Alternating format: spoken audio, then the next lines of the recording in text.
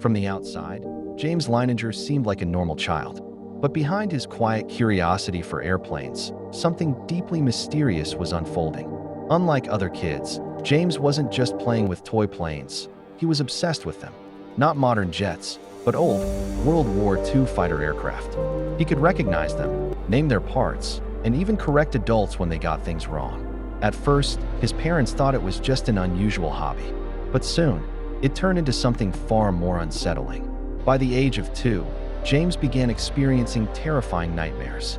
These weren't ordinary dreams. Night after night, he would wake up screaming, thrashing in bed, shouting the same chilling phrases: "Plane crash, plane on fire, little man can't get out." His parents tried everything to calm him, but the fear in his voice felt real, like he was reliving something, not imagining it. Then came the moment that changed everything. During one of his episodes, James claimed that he used to be a pilot. I remember it so clearly. He said his plane had been shot down during a war. At first, his parents dismissed it as childhood imagination, but James didn't stop. See? The propeller spins to pull the air, making it fly.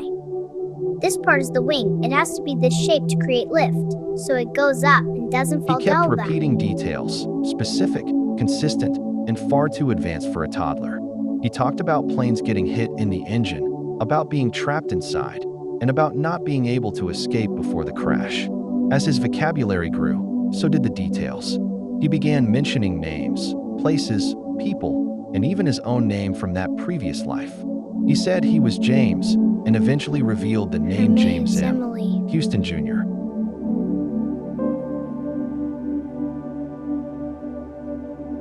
Shocked and confused, his parents decided to investigate. What they found was chilling. Historical records confirmed that James Houston Jr. was a real U.S. Navy pilot who had died during World War II. His plane had been shot down near the island of Iwo Jima during a mission in the Pacific. The circumstances of his death matched the exact details their son had been describing in his nightmares. But the story didn't end there. As the family dug deeper, James began recognizing names of real pilots who had served alongside Houston. He even identified the type of aircraft he flew, a Corsair, and described how it was hit and crashed into the ocean. These weren't guesses. They were precise details verified through military records. Eventually, James's parents took a step that would make the story even more unbelievable. They arranged a visit connected to the historical events he kept describing. During trips to aviation museums and reunions of World War II veterans, James showed an uncanny familiarity with the environment. He interacted with former pilots as if he knew their world intimately. In some accounts, he even pointed out details and corrections that stunned those who had actually lived through the war. There are also claims that James's family explored locations and historical references related to the crash site near Iwo Jima. While they didn't physically visit the exact ocean crash site, since it lies deep underwater, the connection between his memories and that specific battle zone became stronger with every piece of evidence they uncovered. It was as if his mind was tied to a place he had never been, yet somehow remembered. Over time, his nightmares slowly began to fade, as if the memories were finally settling. But the mystery he left behind only grew stronger.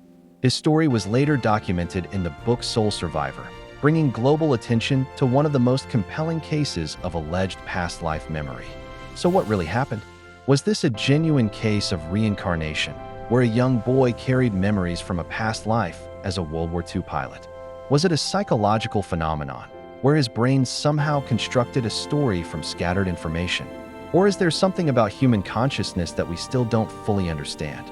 Because if a child can remember dying in a war he never lived, then maybe the line between past and present isn't as clear as we think.